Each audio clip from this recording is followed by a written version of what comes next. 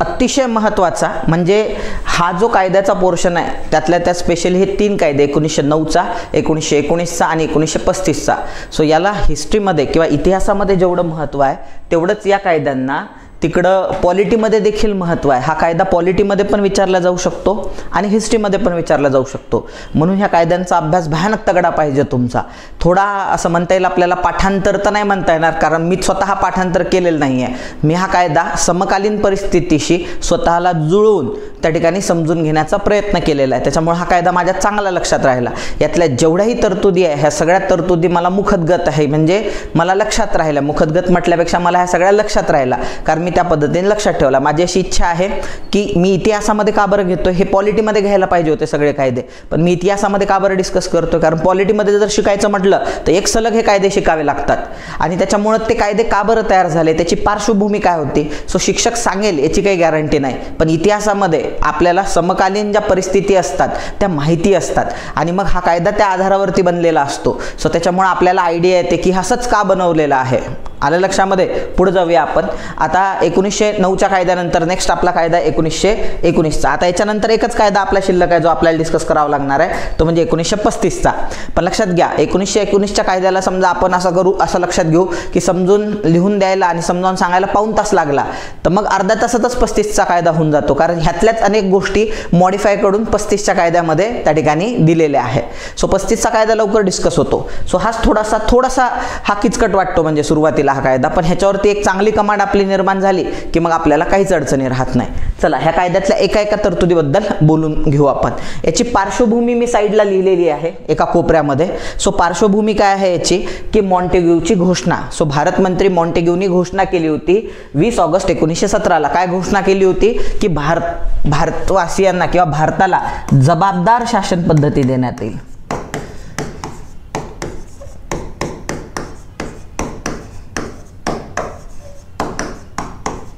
तुम्हाला माहित आहे भारतामध्ये होम रूल लीगचे आंदोलन तेव्हा चालू होते आणि होम रूल लीग आणि त्यातल्या त्यात ब्रिटिश युद्ध प्रयत्नात गुंतलेला होता. सो ब्रिटिशांना भारतीयांच्या सहकार्यांची गरज होती म्हणून भारतीयांना दिलेलं हे चूर्ण होतं किंवा भारतीयांना दिलेलं हे चॉकलेट होतं. चॉकलेट म्हणजे बस फसवायचं आहे भारतीय लोकांना म्हणून त्याला मराठवाड्यामध्ये चॉकलेट देणे हा प्रकार म्हणतात पहा. सो भारतीय लोकांना काय केलेलं आहे त्यांनी, काही लोक तिकडं चूर्ण देणे म्हणतात पहा किंवा चॉकलेट देणे हा प्रकार म्हणतात. तर भारतीय लोकांना दिलेलं हे चॉकलेट होतं. चॉकलेट म्हणजे असं आश्वासन जे कधीच पूर्ण होणार नाही आहे, त्याला मराठवाड्यामध्ये शब्द वापरला जातो चॉकलेट देणे म्हणजे. सो हे दिलेलं चॉकलेट होतं. त्या चॉकलेटमध्ये सांगण्यात आलेलं होतं की जबाबदार शासन पद्धती भारतीय लोकांना देण्यात येईल. आता परत एकदा मी याच्या आधी पण सांगितलं, परत एकदा सांगतोय, जबाबदार शासन पद्धती म्हणजे काय. सो ज्याच्यामध्ये लोकांनी निवडून दिलेले सदस्य तुमचा कारभार पाहतील. बरोबर. सो जबाबदार म्हणजे काय. सो रिस्पॉन्सिबल, जसं आता तुम्ही तुमच्या आईबाबांप्रती जबाबदार आहात. बरोबर. तुम्हाला तुमच्या आईबाबांनी शहराच्या ठिकाणी शिकायला पाठवलं, तुम्ही शिक्षण न घेता जास्तीचेच कुटाने केले आणि जर घरी गेले तर घरचे हाकलून देतात तुम्हाला. का बरं. कारण तुम्ही बेजबाबदारीनं वागले. आलं लक्षामध्ये. म्हणजे तुम्ही आले पुण्यासारख्या ठिकाणी, संभाजीनगर सारख्या ठिकाणी, अहिल्यानगर यासारख्या ठिकाणी किंवा अमरावती नाशिकला अभ्यासाला आले आणि तुम्ही एखादं प्रेम प्रकरण केलं आणि त्या प्रेम प्रकरणातून लग्न आणि लेकरू घेऊनच घरी गेले तर घरचे देतील ना हाकलून की भाई तुला मी लग्न करायला थोडी पाठवलं होतं शहराच्या ठिकाणी, मी तर तुला अभ्यास करायला पाठवलं होतं. मग तुझी जबाबदारी आहे, लक्षात घ्या शब्द महत्वाचा आहे, तुझी जबाबदारी आहे की तू शहराच्या ठिकाणी जाऊन अभ्यास केला पाहिजे. पण तू अभ्यास न करता दुसरेच कुटाने केले, तू बेजबाबदारीनं वागला म्हणून आता घराच्या बाहेर निघून जा. तसं इथं असते. आपण काही लोक निवडून पाठवतो, ते आपल्याप्रती जबाबदार असतात. ते जर आपल्याप्रती बेजबाबदारीने वागले तर त्यांना घरी बसवण्याचा अधिकार आपल्याला असतो. यांना नेत्यांना घरी बसवण्याचा अधिकार पुढच्या निवडणुकीत आपल्याला असतो. म्हणून जी लोकशाही आहे प्रत्यक्ष निवडणूक, सो यालाच आपण जबाबदार शासन पद्धती म्हणतो की ज्याच्यामध्ये नेत्यांना जबाबदारीनं वागावं लागते. लोकांच्या महत्वाकांक्षा, लोकांच्या इच्छा, दिलेल्या आश्वासनं पूर्ण करावे लागतात. नाही तर मग लोक काय करतात, पुढच्या निवडणुकीमध्ये सरकारला धडा शिकवतात. सो याला म्हणतात जबाबदार शासन पद्धती. इंग्लिशमध्ये रिस्पॉन्सिबल गव्हर्नमेंट. आलं लक्षात. सो रिस्पॉन्सिबल गव्हर्नमेंटचा शब्द दिलेला आहे म्हणजेच होम रूल आपण ज्याला म्हणू शकतो की बाबा इथून याच्यानंतर भारतामध्ये जे येणार आहे ते होम रूल असणार आहे, ज्याला आपण मराठीमध्ये स्वराज म्हणूया. भारतीयच लोक आता भारतीय लोक, कारण निवडून देणारे ब्रिटिशांना तर भारतातले लोक कधीच निवडून देणार नाही हो.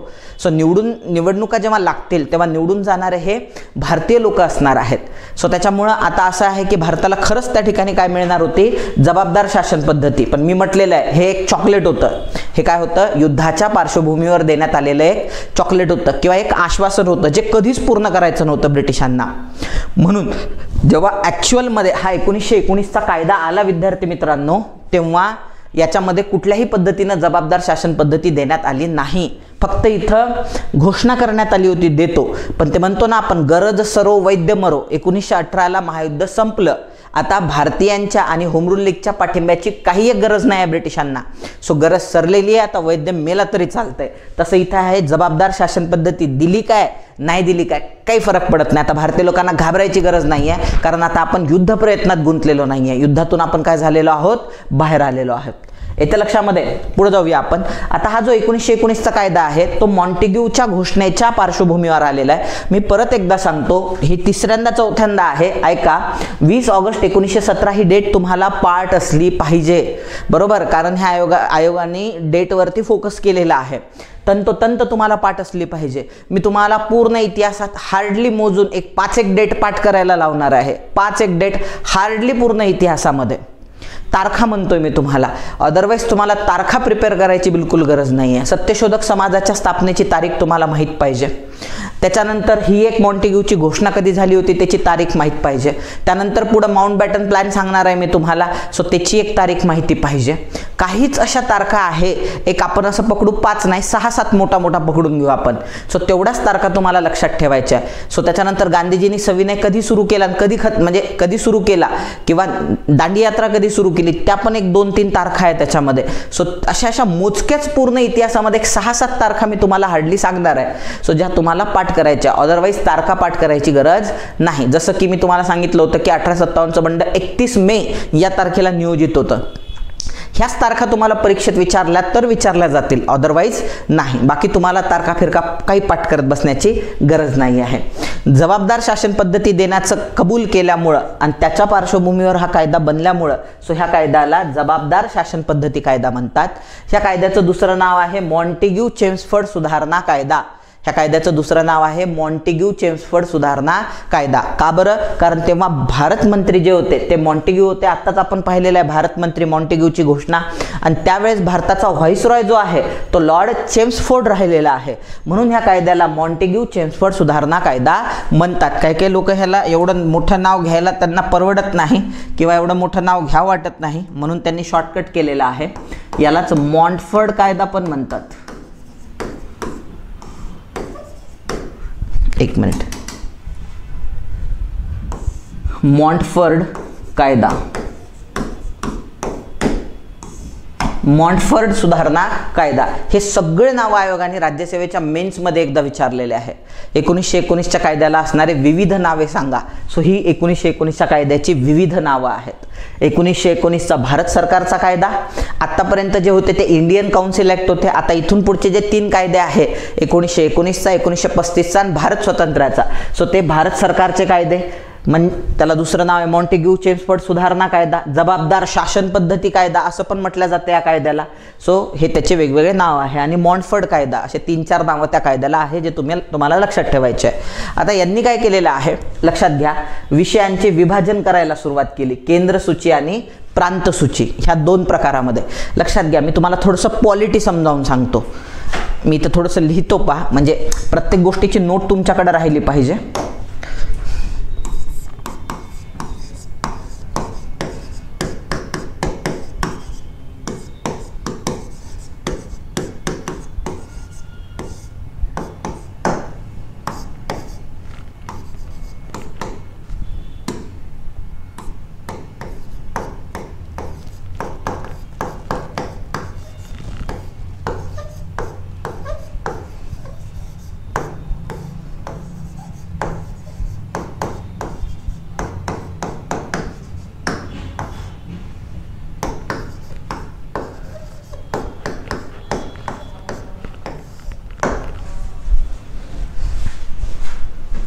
लक्षात घ्या, मी तुम्हाला थोडंसं बेसिक समजावून सांगतो. याच्यामध्ये हे पॉलिटिक्सचं आहे.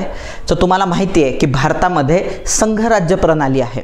भारतामध्ये संघराज्य प्रणाली आहे, सो त्याला फेडरलिझम असं म्हटलं जातं किंवा त्याला भारतामध्ये जे आहे सध्या पॉलिटीची सिस्टीम आहे ती एक, सो त्याला फेडरेशन असं म्हटलं जाते. फेडरेशन कशाला म्हणतात की जिथं केंद्र आहे आणि केंद्राबरोबरच राज्य आहे. जसं भारतामध्ये 28 राज्य आहे पहा आणि एक केंद्र पण आहे दिल्लीमध्ये.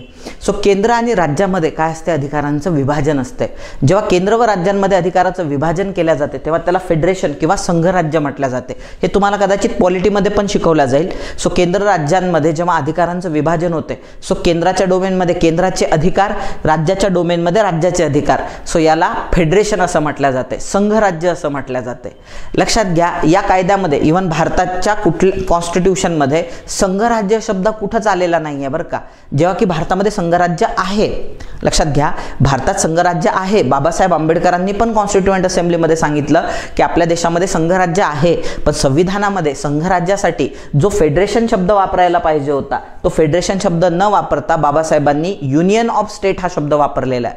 असं का बरं केलं ह्याचं विश्लेषण पॉलिटीमध्ये दिलं जाईल तुम्हाला, इतिहासात नाही. फक्त लक्षात ठेवा, फेडरेशन म्हणजे काय, केंद्र व राज्यामध्ये अधिकारांचं विभाजन असणे. भारताच्या कॉन्स्टिट्यूशनमध्ये कुठेही अधिकृतरित्या फेडरेशन हा शब्द आला नसला तरीही भारतामध्ये काय आहे, फेडरेशन अस्तित्वात आहे. फेडरेशन अस्तित्वात असणे म्हणजे काय असणे, केंद्र व राज्यामध्ये अधिकारांचं विभाजन असणे. आता केंद्र व राज्यामध्ये अधिकारांचं विभाजन म्हणजे काय, सो केंद्रात एक त्याच्यामध्ये केंद्र यादी असणार, दुसरं त्याच्यामध्ये प्रांत यादी असणार. केंद्राच्या यादीत काही विषय असणार, प्रांताच्या यादीत काही विषय असणार. केंद्राच्या यादीत असणारे जे विषय आहे सो त्याच्यावर सगळे अधिकार केंद्राचे, आणि प्रांताच्या यादीमध्ये किंवा राज्यांच्या यादीमध्ये जे विषय आहे सो त्याचे पूर्ण अधिकार राज्याचे. सो केंद्र यादी आणि प्रांत यादी अशा दोन याद्या तयार केल्या जातात ज्यात विषय असतात. आता केंद्राच्या विषयांवरती कायदा करण्याचे अधिकार संसदेला असतात जी केंद्रात असते म्हणजे, आणि त्याची अंमलबजावणी करण्याचं काम मोदी सरकार करत असते. आणि प्रांतामध्ये किंवा राज्यांमध्ये जे यादी आहे, राज्य यादी, अधिकारांचं विभाजन करायचं ना, म्हणून केंद्र यादी आणि राज्य यादी. आपण तेव्हा भारत स्वतंत्र झाल्यानंतर राज्य हा शब्द आला, भारताच्या स्वातंत्र्याच्या आधी राज्यांना प्रांत म्हटलं जाते म्हणून आपण प्रांत यादी हा शब्द वापरू. कोणता शब्द वापरू, प्रांत यादी, किंवा त्याला आपण प्रांत सूची म्हणू. केंद्र सूची, प्रांत सूची, केंद्र यादी, प्रांत यादी. सो तेव्हा यादी म्हटल्या जायचा, आता सूची म्हणतात त्याला, तेव्हा यादी शब्द वापरला जायचा. केंद्र यादी, प्रांत यादी, मी इथं सूची लिहिलं मोठा मोठा. प्रांत सूचीमध्ये विषय असणार ज्याच्यामध्ये कायदे बनवण्याचे अधिकार राज्य विधिमंडळाला असतात आणि त्याची अंमलबजावणी करण्यासाठी फडणवीस सरकार. एकदम सिंपल. सो केंद्रासाठी केंद्र, राज्यासाठी राज्य. आता संरक्षणामध्ये फडणवीस सरकार पुढे आहे की मोदी सरकार आहे, मोदी सरकार. आता पाकिस्तान सोबत जे वॉरलाईक सिच्युएशन क्रिएट झालेली आहे सो त्याचे निर्णय सगळे मोदी सरकार घेते आहे राष्ट्रपतींच्या माध्यमातून. का बरं, कारण देशाचे संरक्षण हा केंद्र सूचीचा भाग आहे. तो जर राज्य सूचीचा असला असता तर देवेंद्र फडणवीसांनी सगळे निर्णय घेतले असते. आलं लक्षामध्ये, इट्स अ व्हेरी सिंपल. मग जेव्हा केंद्राच्या डोमेनमध्ये केंद्र, राज्याच्या डोमेनमध्ये राज्य, सो यालाच म्हणतात फेडरेशन. भारतामध्ये फेडरेशन आहे. क्लिअर झालं डोक्यामधनं. मग आता लक्षात घ्या, या कायद्यामध्ये कुठेही फेडरेशन शब्द हा अधिकृतरित्या आला नसला तरीही फेडरेशनचा पाया रचायला ह्या कायद्याने सुरुवात केलेली आहे. कशी केलेली आहे, कारण ह्या कायद्याने केंद्र सूची आणि प्रांत सूची अशा दोन सूच्या इंट्रोड्यूस केलेल्या आहे. ह्या कायद्याने काय केलेलं आहे, केंद्र सूची आणि प्रांत सूची अशा दोन सूच्या त्या ठिकाणी इंट्रोड्यूस केलेल्या आहे. केंद्र सूचीतल्या विषयांमध्ये व्हाईसरॉय निर्णय घेणार, प्रांत सूचीच्या विषयामध्ये गव्हर्नर निर्णय घेणार. कळालं तुम्हाला, सायकोलॉजिकली समजतंय का तुम्हाला, हो किंवा नाही सांगा तुम्ही.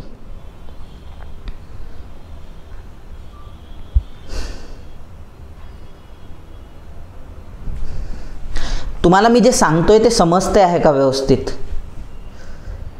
काइंडली रिप्लाय मी. यस, निकिताचा आलाय मेसेज. प्रियंका हो म्हणते आहे, आशिष हो म्हणते आहे, आराध्या हो म्हणते आहे, रीना, कामिनी, आशिष, प्रतीक्षा. यस यस, व्हाईसरॉय म्हणजे PM आत्ताचा, बरोबर. ऋषी, एजे, सिद्धी, स्नेहा.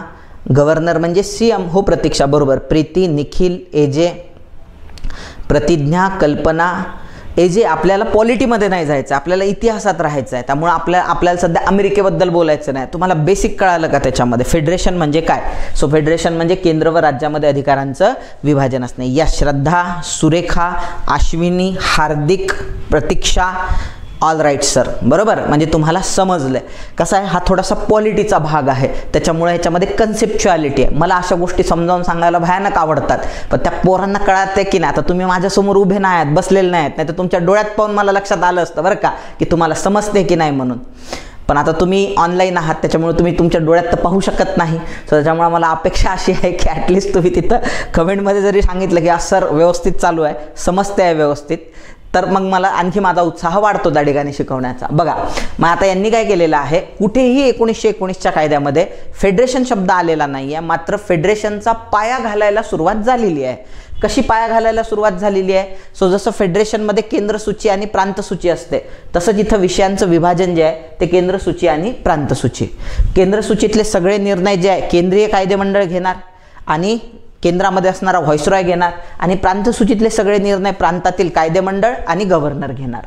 आलं लक्षामध्ये? आता ऑब्वियस आहे, केंद्रसूचीमध्ये असणारे जे काही विषय होते हे सगळे तगडे असायचे, आत्ता पण आहे. फॉर एक्झाम्पल देशाची सुरक्षा असू द्या, रेल्वे असू द्या, असे सगळे जे तगडे डिपार्टमेंट आहे ते सगळे केंद्राच्या ताब्यात आहे. बाकी लॉ अँड ऑर्डर, कारागृह, आरोग्य, स्वच्छता असले विषय कशात टाकलेले असतात? प्रांतसूचीत टाकलेले असतात. म्हणून लक्षात घ्या, केंद्रसूचीत नेहमी बळकट विषय असतात आणि प्रांतसूचीत नेहमी मळकट विषय असतात. मळकट म्हणजे तुलनेनं दुय्यम असणारे विषय. सो हे दुय्यम असणारे विषय. क्लिअर झालं का? आता त्याच्यात पण लक्षात घ्या, यांनी काय म्हटलेलं होतं? जबाबदार शासन पद्धती देतो. काय म्हटलं होतं यांनी? जबाबदार शासन पद्धती देतो, पण ॲक्च्युअलमध्ये द्यायची आहे का? नाही. म्हणून आता इथून पुढचा पोर्शन आपल्याला डिस्कस करावा लागणार. हा असा पोर्शन आहे जो अनेकांना समजत नाही, जेव्हा की फारच सोपा आहे तो. ऐकून घ्या व्यवस्थित, ऐकून घ्यायचं आहे तुम्हाला व्यवस्थित, टेक्निकल आहे सगळं. लक्षात घ्या, प्रांतात द्विदल शासन पद्धती आणण्यात आली. त्याला इंग्लिशमध्ये म्हटलं जाते, हा UPSCनं मेन्समध्ये पण आन्सर रायटिंगमध्ये पण विचारलेला शब्द आहे. Explain dyarchy, introduce in 1990 government of India act. 1919च्या कायद्याने इंट्रोड्यूस करण्यात आलेली किंवा 1919च्या कायद्याने भारतात होऊ घातलेली, सो जी किंवा भारतामध्ये आलेली ती जी ही आहे डायआर्की म्हणजे द्विदल शासन पद्धती. याच्याबद्दल माहिती द्या. 10 मार्काला हा प्रश्न आयोगाने एकदा याच्या आधी विचारलेला आहे. सो त्याच्यामुळे आपल्याला हे व्यवस्थित समजावून घ्यायचं. डायआर्की रायटिंगमध्ये पण विचारलेला आहे, कंबाईनमध्ये पण विचारलेला आहे, राज्यसेवेच्या पूर्व परीक्षेमध्ये, मेन्स परीक्षेमध्ये खूप ठिकाणी हा प्रश्न विचारलेला आहे. आता आपल्याला हा समजून घ्यायचा कसा आहे. So it's is the dyarchy.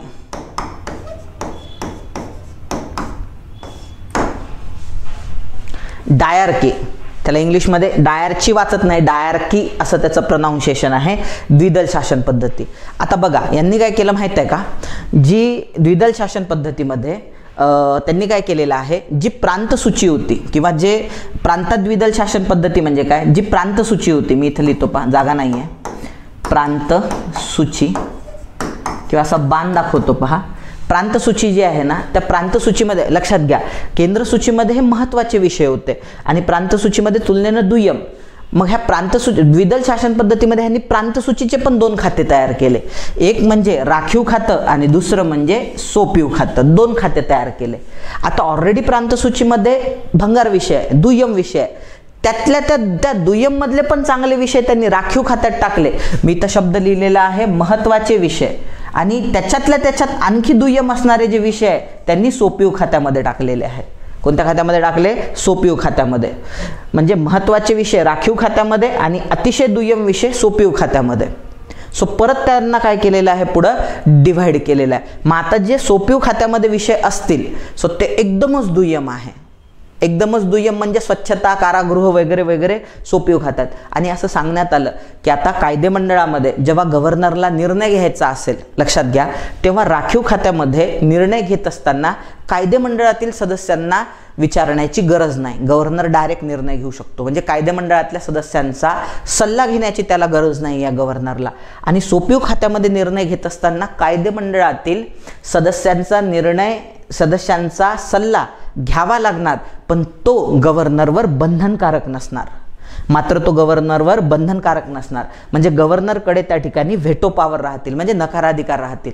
म्हणजे म्हणायचं काय आहे, जे त्यातल्या त्यात प्रांतसूचीमधले महत्त्वाचे विषय, याच्यामध्ये तर गव्हर्नर कोणाचा सल्ला घेणार नाही, स्वतःच्याच मनाने निर्णय घेऊन टाकेल. सोपीव खात्यात मात्र काय करेल, गव्हर्नर निर्णय घेताना राज्याचा त्या कायदेमंडळातील सदस्यांचा, जे निवडून आलेले आहे, लोकांनी निवडून दिलेला आहे, सो त्यांचा सल्ला घेईल, मात्र तो सल्ला त्याच्यावर बंधनकारक नाही आहे. मग मला सांगा, ह्याला काय जबाबदार शासन पद्धती म्हणता येईल का? जबाबदार शासन पद्धती कशाला म्हणतात, की जिथं लोकांनी जे निवडून पाठवलेले सदस्य आहेत ते कारभार पाहत आहेत. एक तर मुळामध्ये राज्यात गव्हर्नर आहे, केंद्रात व्हाईसरॉय आहे, तो अध्यक्ष आहे कायदेमंडळाचा, तो कार्यकारी मंडळाचा पण प्रमुख आहे, कायदेमंडळाचा पण प्रमुख आहे. म्हणजे कायदेमंडळामध्ये पण तो जाऊन बसतो आणि तेच बनलेल्या कायद्याची अंमलबजावणी पण तोच करतो. म्हणजे सो भारतात आता राज्याच्या स्थितीला बोलू आपण, गव्हर्नरच दोन्ही आहे, कायदेमंडळाचा पण अध्यक्ष आहे, कार्यकारी मंडळाचा पण अध्यक्ष आहे. आता गव्हर्नर जो आहे त्यांनी काय केलं पाहिजे, मग ठीक आहे बाबा, आता ब्रिटिशांची सत्ता आहे म्हणून आम्ही गव्हर्नरला मान्य करतो. अरे पण गव्हर्नरने निर्णय घेत असताना सदनातल्या सदस्यांचा सल्ला घेतला पाहिजे, तर आपण जबाबदार शासन पद्धती म्हणू. म्हणजे लोकांनी निवडून दिलेले सदस्य गव्हर्नरच्या माध्यमातून कारभार पाहतायत असं आपण त्याला म्हणू शकतो. आणि ह्याच्यासाठीच त्यांनी घोषणा केली होती जबाबदार शासन पद्धती देऊ. पण युद्ध झाल्यानंतर जबाबदार शासन पद्धती द्यायची होती का ब्रिटिशांना? नाही, म्हणून त्यांनी हे झमेले केले. त्याच्यामध्ये 2 विषय टाकले, राखीव खाते, सोपीव खाते, reserve subject, transferred subject, reserve subject, transferred subject. रिझर्व्हमध्ये त्यांनी असे एकदम महत्त्वाचे विषय टाकून दिले जे प्रांतसूचीतले होते, ज्याच्यात गव्हर्नरला ते निवडून आलेल्या सदस्यांचा सल्लाच घ्यायची गरज नाही. मग ह्याला काय जबाबदार शासन पद्धती म्हणता येईल का? बरं, मग सोपीव खाते, सोपीव खात्याच्या बाबतीत मुळातच त्याच्यात भंगार विषय आहेत सगळे. सो त्याच्यात ते घेणार सल्ला कोणाचा? सदस्यांचा. पण तो सल्ला बंधनकारक नाही या गव्हर्नरवर. अरे मग बंधनकारक नाही तर ह्याला जबाबदार शासन पद्धती कसं काय म्हणणार आहे? म्हणून टिळकांनी ह्या कायद्याची प्रतारणा केली होती की अरे हा स्वराज्य नाही, स्वराज्याचा पायही नाही. येतं लक्षामध्ये? म्हणजे याच्यात स्वराज्य कुठे आहे? सो तुमचे दिलेले सल्ले जर गव्हर्नर पाळत नसेल, त्याला नकार अधिकार असेल, त्याला वेटो पॉवर म्हणतात इंग्लिशमध्ये, तुम्ही दिलेले सल्ले नकारण्याचा त्याला पूर्ण अधिकार आहे, तर मग एक तर ते भंगार विषयात तुमचा सल्ला घेतोय आणि ते पण ऐकायचं की नाही त्याच्या मनावर आहे, तसाला ह्याला जबाबदार शासन पद्धती कसं म्हणायचं? त्याच्यामुळे ह्या कायद्याची काय केली होती आपल्या टिळकांनी? प्रतारणा केली होती. कारण दिलेला शब्द ब्रिटिशांनी पाळला नाही, एवढे सगळे झमेले करून ठेवले. चला, आलं लक्षामध्ये तुमच्या? कळालं का तुम्हाला? हां, तुम्ही म्हणू शकता की 1919च्या कायद्याने संघराज्य पद्धतीचा पाया रचला, हे म्हणू शकता तुम्ही. का बरं? कारण संघराज्य म्हणजे काय? केंद्र व राज्यामध्ये अधिकारांचं विभाजन असणे. मग इथं केंद्र व राज्यामध्ये अधिकारांचं विभाजन झालं ना, केंद्र सूचीतील विषयांवर व्हाईसरॉय निर्णय घेणार, केंद्रीय कायदेमंडळ निर्णय घेणार, प्रांतसूचीवर गव्हर्नर आणि प्रांतीय कायदेमंडळ निर्णय घेणार. जसं बॉम्बेचं प्रांतीय कायदेमंडळ आहे, मद्रासचं प्रांतीय कायदेमंडळ आहे, बेंगॉलचं प्रांतीय कायदेमंडळ आहे, हे या पद्धतीनं. चला, तुम्हाला ही पद्धती कळाली का, जिला आपण डायआर्की किंवा द्विदल शासन पद्धती म्हणतो? हिला द्विदल असं नाव का पडलेलं आहे? डायआर्की म्हणजे 2 असं नाव का पडलं? कारण प्रांतसूचीचं रूपांतर ह्यांनी 2 याच्यात केलं खात्यात, राखीव खाते, सोपीव खाते. महत्त्वाचे विषय ज्यात गव्हर्नर सल्ला घेणार नाही, भंगार विषय सल्ला घेणार पण ऐकणार नाही. म्हणजे निवळ मूर्ख बनवायचं काम होतं भारतीय लोकांना, बरं का. खतम. किती सोपं आहे पहा बरं, काहीच अवघड नाही आहे. ते पोरं उगं टेन्शन घेत बसतात, माहीत आहे काय? उगं टेन्शन घेतात, जेव्हा की हे फार सोपं आहे, काय अवघड नाही आहे त्याच्यामध्ये. याच्यात कसं आहे माहीत आहे का? हे अवघड का बरं वाटते? कारण इतिहास शिकताना जर तुम्ही पॉलिटी शिकलेली नसेल तर हे कदाचित अवघड वाटू शकते तुम्हाला. आलं लक्षामध्ये? आणि इतिहासाच्या सराला जर पॉलिटी जमत नसेल तर मग तो त्याला शिकवताच येत नाही, हा पोर्शनच शिकवता येत नाही. जो इतिहासाचा शिक्षक आहे म्हणजे डेडिकेटेड इतिहास शिकवतोय, आणि जर समजा आणि ॲक्च्युली हा आहे पॉलिटीचा भाग, म्हणजे त्या शिक्षकाला जर पॉलिटी हा विषय जमत नसेल तर मग नाही एक्सप्लेन करता येते. म्हणजे अच्छे टीचर लोकांना हे जमतच नाही एक्सप्लेन करायला, आणि हे आयोगालाही माहीत आहे, म्हणून आयोग याच्यावरती प्रश्न विचारतात. हा पाठच करून टाका आता द्विदल शासन पद्धती. सो याच्यावर खूपदा प्रश्न आले आणि गेले नाही पाहिजे आपले बिलकुल. रायटिंगमध्ये येऊ आता तुम्हाला, कुठे येऊ, आपल्याला मस्तपैकी मार्क काढता आले पाहिजे. बघून घ्या, खतम आहे हे. पुढे जाऊया आपण. आता इथून पुढचं सगळं सोपं आहे, एकदम सोपं आहे, पटापट होऊन जातं. म्हणजे बघा, आता जसं प्रांतात द्विदल शासन पद्धती आणलं, राखीव खाते, सोपीव खाते. द्विदल म्हटलं की राखीव खाते, सोपीव खाते. राखीव खाते रिझर्व्ड सब्जेक्ट, सोपीव खाते ट्रान्सफर्ड सब्जेक्ट. राखीव खात्यांमध्ये एकदम तगडे विषय, महत्त्वाचे विषय, सोपीव खात्यामध्ये भंगार विषय. त्यात कायदेमंडळातील निवडून आलेल्या सदस्यांचा सल्ला घेऊनच गव्हर्नर वागू शकतो, पण सल्ला ऐकायचा की नाही कोणाच्या मनावरती? गव्हर्नरच्या मनावरती. त्याला वेटो पॉवर म्हणतात. आता केंद्रात द्विगृही सभागृह आलं, हे एकदम सोपं आहे. याला बाय कॅमेरॅलिझम म्हणतात इंग्लिशमध्ये. पोरं म्हणत होते ना सर इंग्लिशमध्ये पण सांगा. ॲक्च्युली हे सगळं मी इंग्लिशमध्ये प्रिपेअर केलं फॉर युअर काइंड इन्फॉर्मेशन. म्हणजे मला माहीत आहे माझे ऐकणारे जे विद्यार्थी आहे बरोबर, सो हे 90% विद्यार्थी हे मराठी मीडियमवाले आहे. पण मी हे जेव्हा सगळं प्रिपेअर केलं, लक्षात घ्या हे मी इंग्रजीमध्ये प्रिपेअर केलेलं आहे, इंग्रजीमध्ये लिहिलेलं आहे UPSCला. मी जे सगळे UPSCचे पेपर इंग्रजीतून लिहिले. त्याच्यानंतर आणि भरपूर प्रश्न मी जे आहे ते वाचताना मी मराठीत नाही वाचत, इंग्लिशमध्ये वाचतो. म्हणजे माझ्या लक्षात येत नाही मराठीतले तेवढे क्वेश्चन. पण ते झालं असं की मी त्या अमरावतीमध्ये शिकवायला होतो आणि तिथं इंग्रजीतून प्रिपेअर करणारे पोर हार्डली 1-2 जण असायचे. सो त्याच्यामुळे हे सगळं मी मराठीत परत अभ्यासलं आणि मग ते विद्यार्थ्यांना शिकवायचं. त्याच्यामुळे ते मराठी शब्द पण तंतोतंत डोक्यात बसलेले आहे. सो ह्याला ॲक्च्युअल शब्द आहे बायकॅमेरलिझम. मी दोन्ही शब्द सांगतोय तुम्हाला. मग याचा बेनिफिट आहे बरं का, म्हणजे तुम्हाला मराठी इंग्रजी दोन्ही भाषा येणे याचा बेनिफिट आहे. कधी कधी काय होतं एखादा प्रश्न आहे तो मराठीत सुटत नाही, इंग्रजी वाटला की एका झटक्यात उत्तर येतं बरोबर. का बरं? कारण त्याच्यातले शब्द मॅच होतात, म्हणजे मराठीतून होत नाहीत ते शब्द मॅच. म्हणून तुम्हाला जर थोडंसं इंग्रजीला तुम्ही घाबरत नसाल आणि इंग्रजी प्रति तुमची भावना अशी असेल शिकून घ्यायची आहे मला ही भाषा, मला पळून जायचं नाही या भाषेपासून, तर पेपरमध्ये जर एखादा मराठीमध्ये प्रश्न नाही सुचला ना, तुम्हाला मी ती वर्ड थेरपी सांगितलेली आहे यूट्यूबला की शब्दांचे पाहून लिंक करून ऑप्शनमधून उत्तर मारता येते तुम्हाला. असे अनेक प्रश्न सुटतात पहा. तर तेव्हा इंग्रजी भाषेचा तुम्हाला उपयोग होत असतो. फक्त थोडा ॲटिट्यूड असा पाहिजे आहे की मला थोडंसं इंग्लिशमधून एकदा मी फेरफटका मारून येतो, एवढं जरी केलं तरी काम होऊन जाते तुमचं. असे भरपूर प्रश्न असतात. आपण यूट्यूबला पण सेशन घेणार आहोत त्याच्यावरती. यूट्यूबला पण मी सांगेल तुम्हाला की कशा पद्धतीने अप्रोच करायचा अशा प्रश्नांना. पुढे जाऊया आपण. बायकॅमेरलिझम म्हणजे केंद्रात द्विगृही सभागृह असणं, बायकॅमेरलिझम. सो द्विगृही सभागृह जसं आता पहा, म्हणजे आताच्या पॉलिटिक्ससोबत आपल्याला कम्पेअर करावं लागणार. आता सध्याच्या पोझिशनमध्ये केंद्रात आणि प्रांतात दोन्हीकडे बायकॅमेरलिझम आहे.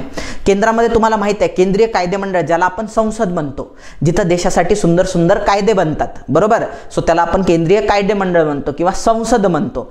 ह्या संसदेमध्ये बायकॅमेरलिझम आहे, म्हणजे 2 सदनं आहे, एक लोकसभा आणि एक राज्यसभा. राज्यसभेला वरिष्ठ सदन म्हणतात आणि लोकसभेला कनिष्ठ सदन म्हणतात. So Rajya Sabha is the upper house आणि Lok Sabha is the lower house. आता लोकसभा आणि राज्यसभा हे जे बारसा आहे हिंदीतून हे 1954ला झालेलं आहे.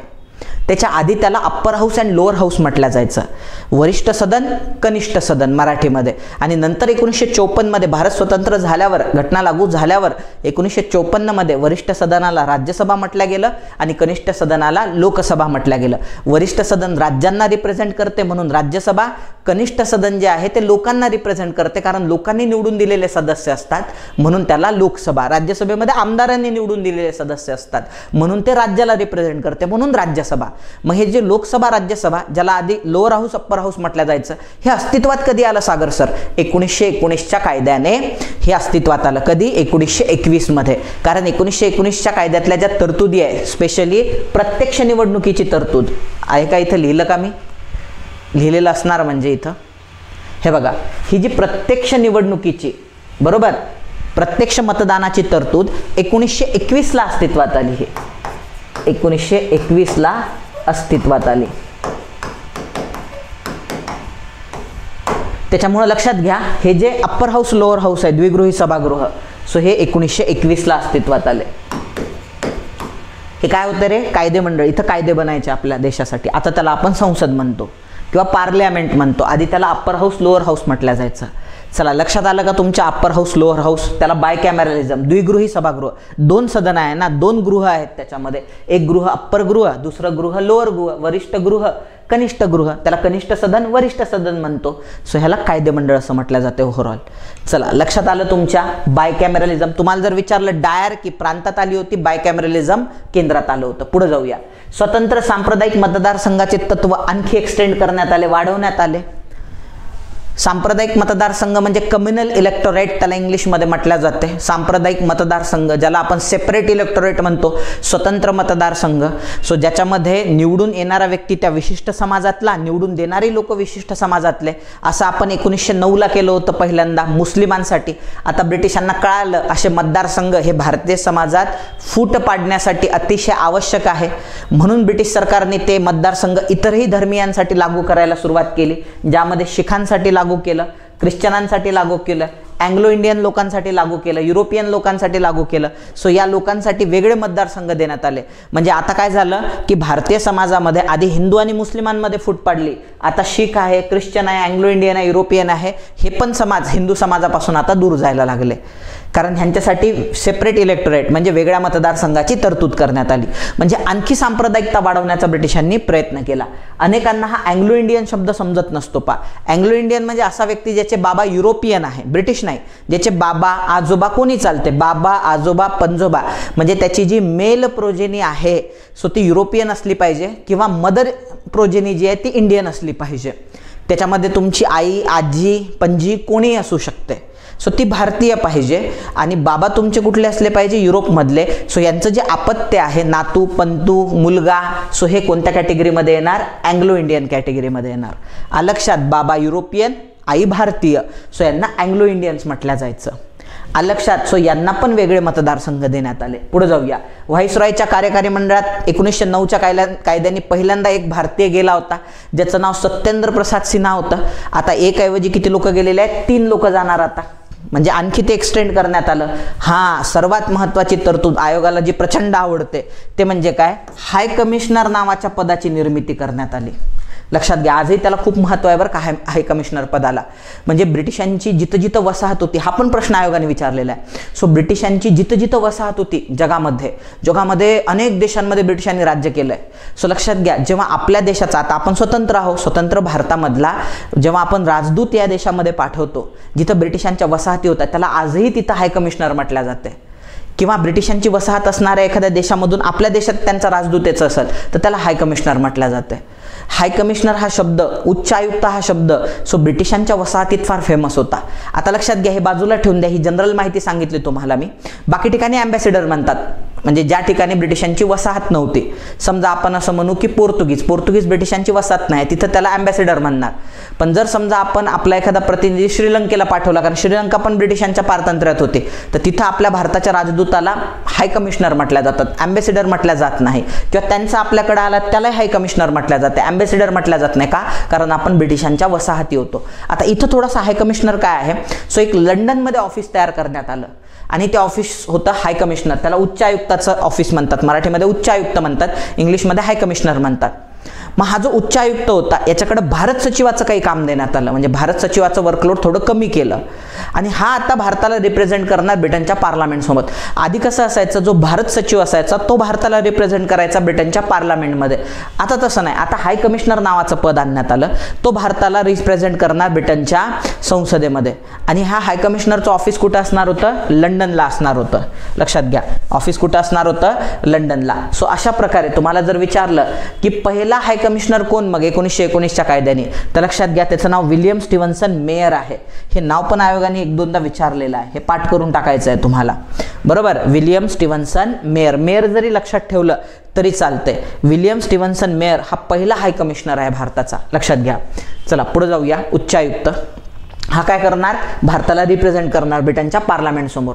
पुढे जाऊया. केंद्रीय आणि प्रांतीय कायदेमंडळात प्रत्यक्ष मतदानाची तरतूद. पण लक्षात घ्या, मतदानाचा अधिकार सुशिक्षित, संपत्ती बाळगणारे आणि टॅक्स देणारे या 3च कॅटेगरीतल्या लोकांना होता. बाकी सामान्य माणसाला वोटिंग पॉवर नव्हती. ब्रिटिशांना असं वाटत होतं की सगळ्यांना जर वोटिंग पॉवर दिली त्या ठिकाणी, सो ते सगळेजण जर वोट करायला आले तर हे जे वोटिंग करणारे अशिक्षित लोक असतात, गरीब लोक असतात, यांना कळत नाही कोणाला वोट केलं पाहिजे. आणि अनेकदा असं होऊ शकते की या गरीब लोकांच्या गरिबीचा फायदा घेऊन त्यांना पैसे देऊन त्यांचे मतं वळवल्या जाऊ शकतात, जे आज घडताना दिसतंय. असं घडू नये. ठीक आहे, तुम्ही गरीब आहात मात्र सुशिक्षित आहात तर मग मात्र मतदान करू शकता तुम्ही, कारण सुशिक्षित माणसाला फसवणं सोपं नसते, अडाणी माणसाला इझिली फसवल्या जाऊ शकते. सो त्यामुळे सुशिक्षित, संपत्ती बाळगणारे आणि टॅक्स देणारे एवढ्याच लोकांना मतदानाचा अधिकार या ठिकाणी होता, जरी प्रत्यक्ष मतदानाची तरतूद असली तरी. ही प्रत्यक्ष मतदानाची तरतूद अस्तित्वात केव्हा आलेली आहे, 1921 मध्ये. पुढे जाऊया. केंद्रीय लोकसेवा आयोग स्थापनेची याच्यामध्ये तरतूद करण्यात आली. आता आपण त्याला UPSC म्हणतो, संघ लोकसेवा आयोग, तेव्हा त्याला नाव काय देण्यात आलेलं आहे, केंद्रीय लोकसेवा आयोग, CPSC स्थापनेची तरतूद होती. नंतर 1923 मध्ये एक समिती बसलेली आहे, तिचं नाव होतं ली कमिशन. 1923 ला गठीत झालं होतं हे ली कमिशन. आणि ह्या 1930च्या ली कमिशनच्या शिफारशीनुसार 1926 मध्ये पहिल्यांदा भारतामध्ये CPSC अस्तित्वात आली, सेंट्रल पब्लिक सर्व्हिस कमिशन. हे लक्षात ठेवा एक्झामच्या दृष्टीने. पुढं आता ह्या कायद्याचं पुनर्विलोकन झालं पाहिजे. किती वर्षांनी? 10 वर्षांनी. म्हणजे ह्या कायद्यातल्या तरतुदीची अंमलबजावणी होते आहे का, होते आहे तर व्यवस्थित होते आहे का, नाही का, सो हे समजलं पाहिजे. म्हणून ह्या कायद्याचं पुनर्विलोकन करण्यासाठी याच कायद्यात तरतूद होती की 10 वर्षांनी इंडियन स्टॅट्युटरी कमिशन नेमण्यात यावं, म्हणजे भारतीय वैधानिक आयोग नेमण्यात यावा. कशासाठी? ह्या कायद्याचं पुनर्विलोकन करण्यासाठी. पुनर्विलोकन म्हणजे ह्या कायद्यातल्या तरतुदीची अंमलबजावणी होते की नाही हे चेक करण्यासाठी एक कमिशन गठीत करण्यात यावं, अशी तरतूद होती.